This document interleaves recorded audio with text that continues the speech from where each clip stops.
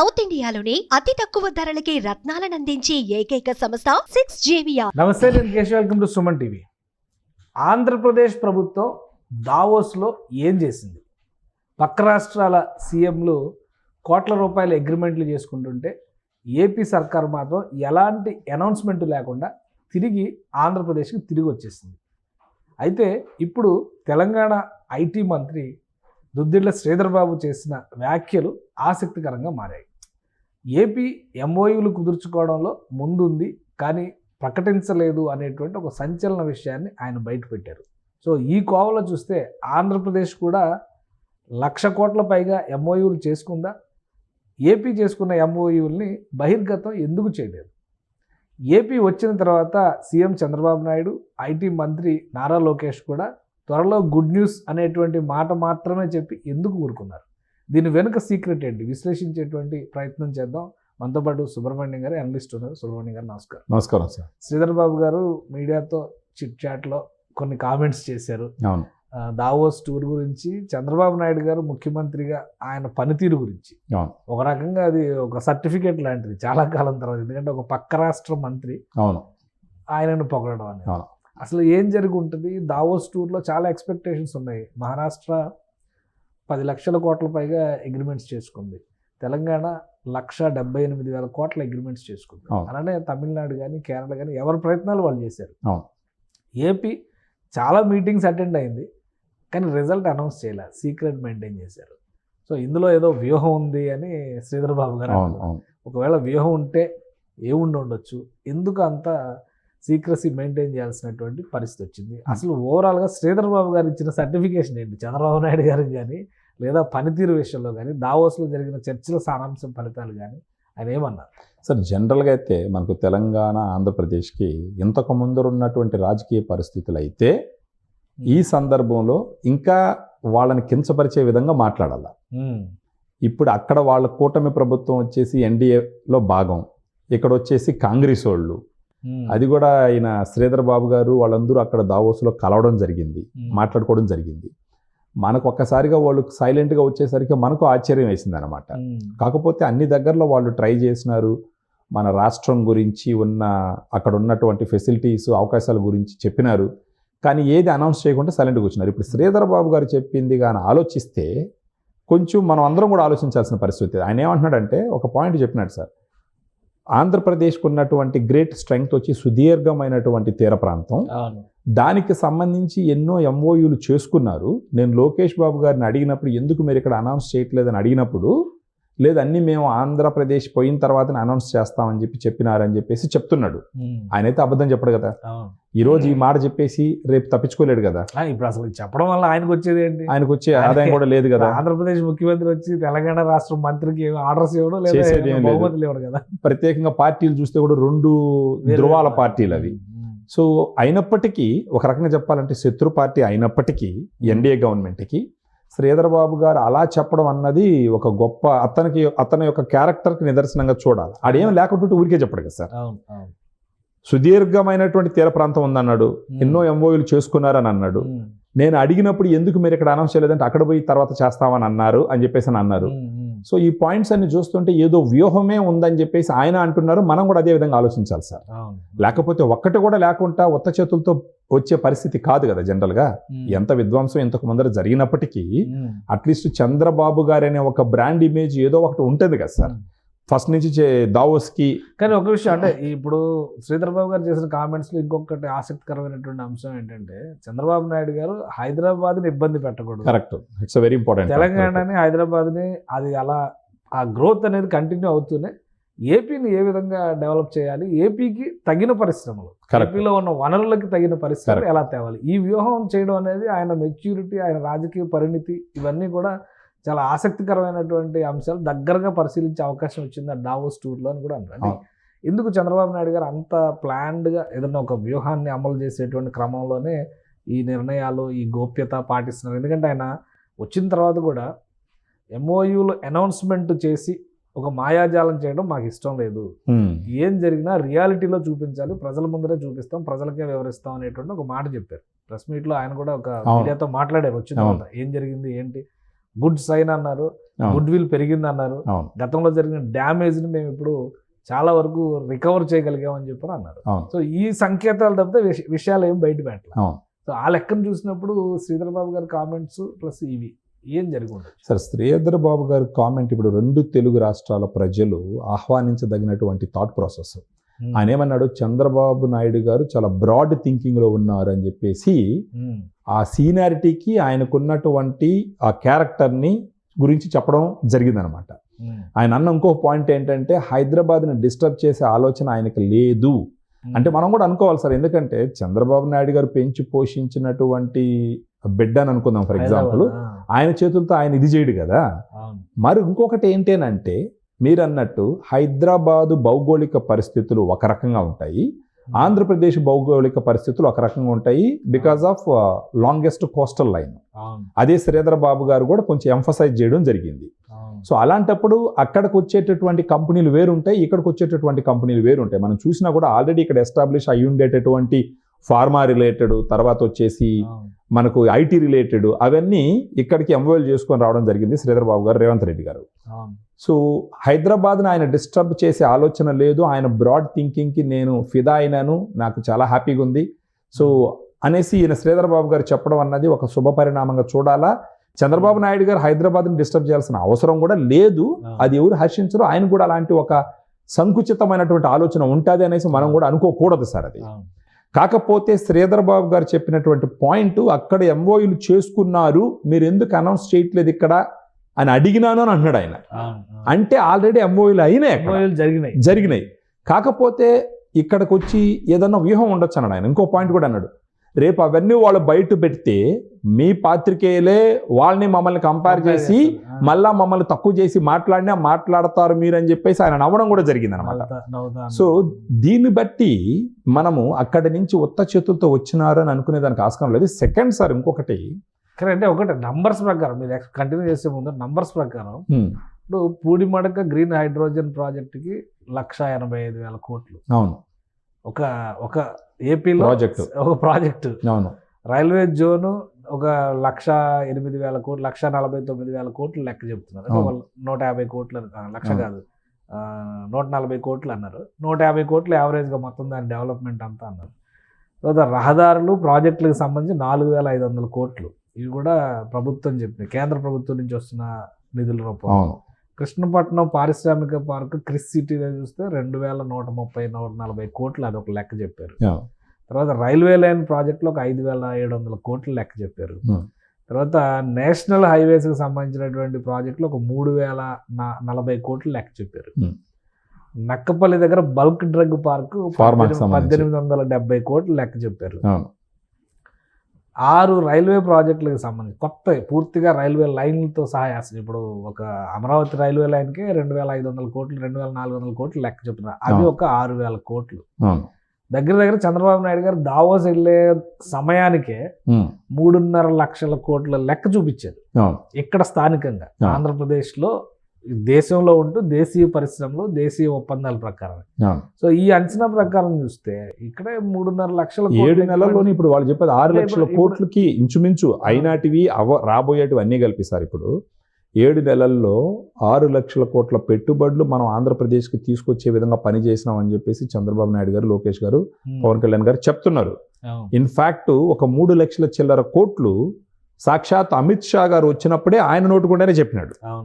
అంటే central government సపోర్ట్తో వచ్చినటువంటి ఇప్పుడు బీపీసీఎల్ ఇలాంటివన్నీ కలిపి ఒక 3 లక్షల కోట్ల దాకా. సో 7 నెలల్లో ఎక్కడ ఉండే 6 లక్షల కోట్లు ఇంచుమించు 4 లక్షల ఉద్యోగాలకి సంబంధించి ఎంవేలు అయినటివి అయితే ఏమి అవ్వబోయేటివి అయితే గురించి చెప్పినప్పుడు దావోస్కి వెళ్ళి వచ్చినప్పుడు ఉత్త చేతులతో వచ్చినారు అని మినిమం 1,00,000 కోట్ల పైన మినిమం ఉండొచ్చు సార్, ఉండొచ్చు. గ్రీన్ హైడ్రోజన్ ప్రాజెక్ట్ 1,80,000 కోట్లు కరెక్ట్. అంటే దావోస్ లో తెలంగాణ ప్రభుత్వం తీసుకున్న ఒప్పందాలు ఒక ప్రాజెక్ట్ తో సమానం. ఆ ఒక్క ప్రాజెక్ట్ అంటే తక్కువ చేసి మాట్లాడడం కాదు కానీ 7 నెలల్లో వాళ్ళు చేసినటువంటి అచీవ్మెంట్ అది ఖచ్చితంగా అచీవ్మెంట్. ఇంకోటి చంద్రబాబు నాయుడు గారు ఒక మాట అన్నారు, హైదరాబాద్ డెవలప్మెంట్ కంటిన్యూ అవ్వాలి, ఏపీలో గ్రోత్ కనబడాలి, తెలుగు వాళ్ళు ఇక్కడ అక్కడ కూడా ప్రపంచం మొత్తం కూడా తెలుగు వాళ్ళు సత్తా ఆటాలని చెప్పి చెప్పినాడు ఆయన. ప్రపంచం అంతా తెలుగు వాళ్ళు ఉండాలనుకున్నప్పుడు తెలంగాణలో ఉండొద్దు, ఆంధ్రాలో ఉండొద్దు అని అనుకోరు ఖచ్చితంగా. సో మనం దానిలో ఏం వివాదం కాదు. కాకపోతే ఆయన చెప్పిన మాటలను కంపేర్ చేసి చూసినప్పుడు, జరిగిన ఒప్పందాల సంఘటనలు చూసినప్పుడు దగ్గర ఒక 2 లక్షల కోట్ల మేరకు ఉంటేనే ఒప్పందాలు శ్రీధర్ బాబు గారు మీరు మమ్మల్ని హేళన చేస్తారు, రేపు వాళ్ళని రివీల్ వాళ్ళకంటే చేస్తారు అనడానికి ఒక నిదర్శనం అనడానికి ఒక తీసుకోవచ్చు. అవకాశం ఉంది. అవును. ఇంకో మాట, చంద్రబాబు నాయుడు గారు మీడియాతో చేసినటువంటి వ్యాఖ్యల్లో ఇంకొక మాట అన్నారు. ఏంటి ఈ సార్? ఒప్పందాలు ఇవన్నీ కూడా మామూలుగా మీరు కూడా ఇప్పుడు చాలా అగ్రిమెంట్స్ చూస్తాం మనం, వితౌట్ ఎనీ ప్రైమరీ డిస్కషన్స్ ఒక కన్వెన్షన్కి వెళ్ళి వైజాగ్ లో ఒక జరిగింది కదా సెమినార్లో ఒకసారి. కూర్చుని కొన్ని గంటల చర్చలతోనే అగ్రిమెంట్లు పేపర్ మీద సంతకాలు పెట్టుకోవడం పెద్ద మ్యాటర్ ఏముంది సార్? పెట్టేస్తారా? కాల్చుడు పెట్టేస్తారా అసలు ముందు అట్ట దానికి జరగదు సార్. కొంత ground work, so and so company, so and so offer proper గా చెయ్యాలి అని అంటే మనం కూడా ఇంతకుముందు డిస్కస్ చేసినాము. ఇదో బజార్కు పోయేసి 2 ఇడ్లీలు బోండాలు కొనుక్కొని తీసుకొని వచ్చేయడం కాదు కదా సార్. ఇది ఒక కంపెనీ అంటే వాళ్ళకి కొన్ని సిస్టమ్స్ ఉంటాయి. ఇప్పుడు అదేంటి సార్, అది ఒక ఎగ్జిబిషన్. అది అవును అవును అంటే అక్కడ పోయి వస్తువులు కొనుక్కొని సంకలు పెట్టుకుని వచ్చేయడం కాదు అది. బహుశా తెలంగాణ గవర్నమెంట్ 1,80,000 కోట్ల ఇది తీసుకొచ్చినారంటే వాళ్ళకి ఇంతకు ముందర నుంచి ఎప్పటి నుంచో వర్క్ స్టార్ట్ అయి ఉంటుంది. వర్క్ స్టార్ట్ అయ్యి ఫైనల్ స్టేజ్ లో అక్కడికి పోయి ఓకే డన్ మీకు మాకు ఓకే అని చెప్పేసి సంతకాలు పెట్టుకొని ఆ ఫోరం దాన్ని ఇదిగా చేసుకొని వచ్చుంటారు. అదేవిధంగా ఇప్పుడు ఏపీ పరిస్థితి ఏంటంటే అక్కడికి వెళ్ళి అక్కడ ఉన్న ఇప్పుడు ఏఐలో కానీ బిల్గేట్స్తో కూర్చోవడం జరిగింది. సో వేరే ఒక ఎడ్యుకేషన్కి రిలేటెడ్ వచ్చేసి టాప్ యూనివర్సిటీస్, గ్లోబల్గా ఉన్న యూనివర్సిటీస్ వాళ్ళతో లోకేష్ గారు కూర్చోవడం జరిగింది. చంద్రబాబు నాయుడు గారు వరుసపెట్టి అందరికీ ఆంధ్రప్రదేశ్లో ఉన్నటువంటి ఈయన ఆలోచనలు, ఆంధ్రప్రదేశ్లో ఉన్నటువంటి అవకాశాలు, వీళ్ళు గవర్నమెంట్ పరంగా చేయబోయే సపోర్ట్ గురించి ఎక్స్టెన్సివ్గా మాట్లాడడం జరిగింది. దీంట్లో వాళ్ళకు కూడా ఎంతో మంది పాజిటివ్గా ముందరకు వచ్చుంటారు. ఖచ్చితంగా బ్రాండ్ చంద్రబాబు నాయుడు గారు, లోకేష్ గారు పదే చెప్తూ ఉంటారు. ఖచ్చితంగా అక్కడ కూడా వర్కౌట్ అయ్యి ఉంటుంది. ఇప్పుడు ఫర్ ఎగ్జాంపుల్ చిన్న విషయం అనుకుందాం, పోయినసారి ఇంతకు ముందర గవర్నమెంట్లో ఉన్న వాళ్ళు దావోస్కి వెళ్ళినప్పుడు మనం చూసింది ఏంటి, it is a length question అని ఒకటి, ఇంకొక ఆయన చలికి అది ఒకటి, ఇంకొక ఆయన మేము చలికి పోలేదు, చలి పడుతుంది అందుకని మేము పోలేదు అన్నది ఒకటి. ఇప్పుడు వీళ్ళు చేసింది ప్రతిదీ మీడియా ముఖంగా ప్రతిదీ చూపించినారు. వీళ్ళు వీళ్ళతో కూర్చుంటున్నాము ఇది డిస్కస్ చేస్తున్నాము, వీళ్ళతో కూర్చుంటున్నాం ఇది డిస్కస్ చేస్తున్నాం అంటే వాళ్ళు పర్సువేట్ చేస్తున్నారు. ఈ పర్సువేషన్లో ఫర్ ఎగ్జాంపుల్ మనం అనుకుందాము, ఎంతో మంది ముందరకు వచ్చి సూచన ప్రాయంగా మన ఏపీ గవర్నమెంట్కి ఓకే మేము వస్తాము, మాకు వీళ్ళు కూడా ఫీల్డ్ విజిట్ రిక్వెస్ట్ చేశారు. ఎందుకంటే చంద్రబాబు నాయుడు గారు ఒక మాట అన్నారు, సిఇఓలు, కంపెనీల ఫౌండర్స్, ఎంఎన్సీస్ చెందినటువంటి పర్సనాలిటీస్ వస్తారు, సో ప్రిపేర్ ఫర్ దట్. వాళ్ళ రిక్వైర్మెంట్స్కి తగ్గట్టుగా మీరు ఏం చూపించాలి, హౌ టు షోకేస్ ఆంధ్రప్రదేశ్ అనే దాని మీద ఒక డైరెక్షన్ ఇచ్చారు, కొన్ని గైడ్ లైన్స్ ఇచ్చారు అఫీషియల్స్కి. చీఫ్ సెక్రటరీ గారు ఆధ్వర్యంలో జరిగిన మీటింగ్కి. సో అంటే ఏంటి, ఒక రెడీ చేసినాడు ఆయన, అక్కడ రెడీ చేసి అక్కడికి పోయి వాళ్ళు ఇక్కడ తీసుకొచ్చి ఫైనల్ గా చూపించి, ఇప్పుడు శ్రీధర్ బాబు గారు చెప్పినట్టుగా అగ్రిమెంట్ సంతకాలు చేస్తారు. ఈ ఐడియా గాన ఇదన్నీ ఈ విషయాలన్నీ శ్రీధర్ బాబు గారికి తెలుసు కాబట్టే ఆయన అనేది అక్కడ ఓకే అయిన వాళ్ళకి ఎంఓఎల్ చేసుకున్న విషయం ఎందుకు చెప్పట్లేదు అని అడిగినాను. మేము అక్కడికే పోయి చెప్తామన్నారు. అంటే బహుశా వాళ్ళ ఫైనల్ విజిట్ ఏపీకి తీసుకొచ్చి అక్కడ ప్రాక్టికల్గా వాళ్ళకి ఉన్నటువంటి అవకాశాల గురించి ఎక్స్ప్లెయిన్ చేసి వాళ్ళని సాటిస్ఫై చేసి ఫుల్ అండ్ ఫైనల్గా సంతకాలు పెట్టుకునే అవకాశం ఒకటి ఉంటుంది. రెండోది వచ్చేసి ఇప్పుడు ఈయన శ్రీధర్ బాబు గారు చెప్పినట్టే మాకన్నా ఎక్కువ అనేసి మీరు చేస్తున్నారంటే ఈయన కూడా ఎంతో అంత ఐడియా ఉంది, వాళ్ళు ఏ రేంజ్లో అక్కడ స్ట్రైక్ చేయగలిగినారన్న విషయం బహుశా శ్రీధర్ బాబు గారికి ఐడియా ఉంది కాబట్టే అంత మాట అన్నారు. ఒకవేళ ఏం లేకుంటుంటే 1,80,000 కోట్లు అన్నప్పుడు అంత చదువుకున్న ఆయన, ఐటీ మినిస్టర్ కూడా ఆయన ఊరికైనా నోట్లోంచి అట్లా వదలాల్సిన అవసరం లేదు కదా సార్. ఆయన పెయిడ్ ఆర్టిస్ట్ కాదు కదా, లేదంటే పేటీఎం ఆర్టిస్ట్ కాదు కదా నోట్కి వచ్చింది ఏదో చెప్పడానికి. ఆయన ఒక బాధ్యత కలిగిన మినిస్టరు. ఆయన అన్నాడంటే ఆయన పైగా శ్రీధర్ బాబు గారి పొలిటికల్ కెరియర్, ఆయన లైఫ్, ఆయన జర్నీ మొత్తం చూస్తే కూడా ఆయన ఉండే క్రెడిబిలిటీ కొంచెం డీసెంట్ గా ఉంటాడు. ఆయన చాలా క్రెడిబిలిటీ లెవెల్స్ కూడా వేరు. ఎందుకంటే తెలంగాణ పొలిటీషియన్స్ లో ఈ మధ్య కాలంలో మనం చూస్తున్న లాస్ట్ 20 years స్పాన్ లో చూస్తే చాలా ప్రొఫెషనల్ గా మాట్లాడే అతి కొద్ది మంది పొలిటీషియన్స్ లో ఆయన. సో అంత క్రెడిబిలిటీ ఉన్న వ్యక్తి, చదువుకున్న వ్యక్తి ఊరికే జస్ట్ లైక్ దట్ ఏదో ఒకటి చెప్పాల్సిన అవసరం లేదు. అయిపోయింది, వచ్చేసినారు, 4-5 రోజులు అయిపోయింది, అది కూడా నిన్న మొన్న ఈయన అనడం జరిగింది. సో నిప్పు లేకపోతే పొగరాదన్నట్టు ఆడేదో గట్టిగా ఉంటేనే ఈయన మాట అనడం జరిగింది. ఉండొచ్చు సార్. ఇప్పుడు వాళ్ళని విజిట్కి పిలుచుంటారు, వాళ్ళ షెడ్యూల్ చూసుకోవాలా, ఇక్కడ వీళ్ళు అవైలబిలిటీ చూసుకోవాలా, ఇప్పుడు ఇవన్నీ వీళ్ళు వాళ్ళకి ఏమేమైతే ప్రామిస్ చేసినారో అవన్నీ రెడీ చేసుకొని పెట్టుకోవాలా. బహుశా మనం ఇంకొక 1 month 2 months చేసుకోండి అట్లీస్ట్. అంటే ఇవన్నీ ఏంటంటే సార్, ₹5 అప్పడాలు ఎంఓయూలు లేకపోతే ఊరగాయల ఎంఓయూలు అయితే మన పక్కనే ఉంటారు, వస్తారు, పెట్టేసిపోతారు. ఇవన్నీ కొంచెం మల్టీనేషనల్ కంపెనీస్, గ్లోబల్ కంపెనీస్ కదా సార్. వాళ్ళు రావాలా, ఇక్కడ చెక్ చేయాలా, ఇదేముండదు కొంచెం తెలుసుకోవాలా, ఆ తర్వాత ఫైనల్గా కూర్చొని ఇప్పుడు మీరు ఇంతకు ముందర ఎంఓయూలు అన్నీ కూడా మీరు గమనించినారంటే అన్ని కంపెనీలకు సంబంధించిన వాళ్ళు ఫీల్డ్ విజిట్లు చేసిన తర్వాత ఆంధ్రప్రదేశ్లో 1-4 సార్లు వాళ్ళు ఎంఓఏలు చేసుకున్నటువంటి సందర్భం. ఆల్రెడీ కొంచెం డిస్టర్బ్ అయి ఉండే స్టేటు, వాళ్ళకు కూడా కొంచెం కాన్ఫిడెన్స్ రావాలి. ఆ కాన్ఫిడెన్స్ క్రియేట్ చేయడం కోసమే బహుశా చంద్రబాబు నాయుడు గారు, లోకేష్ గారు మీరు రండి ఫస్ట్ మా ఊరికి చూడండి, once you are satisfied let us go ahead అన్నట్టు కూడా ఏదైనా డిస్కషన్ జరుగుంటుంది. సో అంతేగాని 100% ఉత్త చేతులతో చంద్రబాబు నాయుడు గారు లాంటి ఒక క్రెడిబిలిటీ ఉన్న వ్యక్తి వచ్చినారని అంటే అది నమ్మశక్యం కాదు. కాకపోతే ఇంకా మన మీడియా వాళ్ళకి ఏం కావాలా అంటే ఒక పక్క విమర్శలు చేయాలనుకున్న వాళ్ళకి అది ఒక ఆపర్చునిటీ ఖచ్చితంగా. ఇప్పుడు నిన్న మొన్న అన్నట్టు ఆయన రాష్ట్ర పరిస్థితిని, ఆర్థిక పరిస్థితిని ఎక్స్ప్లెయిన్ చేస్తూ ఇంత పరిస్థితి ఉన్నప్పటికీ ఒకరవ వెనక ముందర మేము ఇచ్చినటువంటి ప్రామిస్కి సంబంధించిన సంక్షేమ పథకాలన్నీ చేస్తామని చెప్పినాడు ఆయన. కానీ వెంటనే ఒక వర్గం ఏం చేసింది, మానేసినాడు, ఇచ్చేయనాడు, ఆయన అప్పుడెట్ట ఈగలినారు, ఇప్పుడు ఎందుకు ఇలాకపోతున్నారు ఈయన అంటున్నాడు అని చెప్పేసి మాట్లాడడం జరుగుతుంది. సో అవన్నీ ఎప్పుడు ఉండేదనుకోండి. బట్ కాకపోతే ఖచ్చితంగా శ్రీధర్ బాబు గారు చెప్పిన తర్వాత మనకు ఒక గ్రేట్ హోప్స్ తో చూడాల్సిన అవసరం, క్రెడిబుల్ ట్రాక్ రికార్డ్, లేకపోతే అనవసరంగా ఆయన ఇప్పుడు తెలుగు రాష్ట్రాల్లో ఉన్న ఆ క్రెడిబుల్ ట్రాక్ రికార్డ్ ఉన్న పొలిటీషియన్స్ అతి కొద్ది మంది వాళ్ళలో ఆయన కూడా ఒకరు కాబట్టి చూడొచ్చు. సో ఇప్పుడు ఇది కొంచెం సీరియస్ గా డిస్కస్ చేయాల్సింది, సీరియస్ గా అబ్జర్వ్ చేయాల్సినటువంటి అంశం. అందరూ కొంచెం పాజిటివ్ గా కొంచెం హ్యాపీగా ఫీల్ అవ్వాల్సినటువంటి విషయం కూడా 2 పాయింట్లు ఆయన చెప్పడం ఏంటంటే, ఒకటి వచ్చేసి హైదరాబాద్ని డిస్టర్బ్ చేసే ఆలోచన ఆయనకు లేదు, చాలా బ్రాడ్ థింకింగ్లో ఉన్నాడు, నేను మాట్లాడినానని చెప్పేసి చెప్పడం. తర్వాత అక్కడున్న వనరులకు తగ్గట్టు చంద్రబాబు నాయుడు గారు చేసేటటువంటి ప్లాన్స్, పర్సువేషన్ నెక్స్ట్ లెవెల్లో ఉంది, అల్టిమేట్గా ఉందని చెప్పేసి ఆయన అనడం జరిగింది చంద్రబాబు గారు.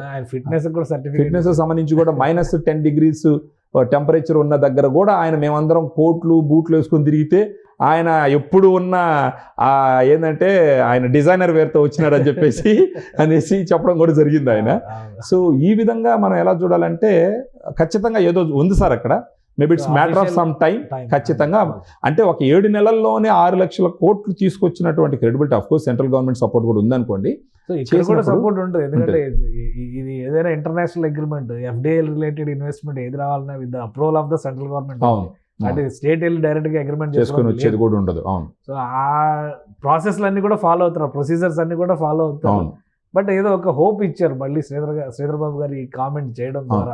కానీ ఏదో ఉంది సార్. లేకపోతే ఇప్పుడు వచ్చేసి అది పనిగా నిన్న మొన్న మళ్ళా ఏపీ గవర్నమెంట్ చంద్రబాబు నాయుడు గారి గురించి, లోకేష్ గారి గురించి ఈయన మాట్లాడాల్సిన అవసరం ఏం లేదు కదా, ఆయన పార్టీ వ్యక్తి ఏం కాదు కదా ఆయన. అది పిచ్చా పార్టీ ఒక చిట్ చాట్ లో ఆయన ఆపుకోలేక చెప్పినటువంటి విషయాలు. సో ఖచ్చితంగా దాని క్రెడిబిలిటీ ఉంటుంది, అడిగిన దానికి చెప్పినటువంటి విషయం అనమాట.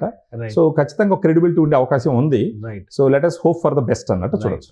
థ్యాంక్ యూ సుబ్రహ్మణ్యం గారు విశ్లేషణ అందించారు. ఇది దావోస్ టూర్ కేవలం బ్రాండింగ్ కోసం, గుడ్ విల్ మేకింగ్ కోసం మాత్రమే కాదు, ఎంఓయూల దిశగా కూడా నడిచిందని శ్రీధర్ బాబు గారు ఇచ్చినటువంటి ఇన్ఫర్మేషన్ బట్టి అర్థమవుతుంది. అలానే రాష్ట్ర ప్రభుత్వం పూర్తిగా సమగ్ర అధ్యయనం తర్వాత అంతర్జాతీయ సంస్థల్ని గ్రౌండ్ రియాలిటీ చూపించి ఆ తర్వాత ఎంఓయూల దిశగా వెళ్ళే అవకాశాలు కనిపిస్తున్నాయి.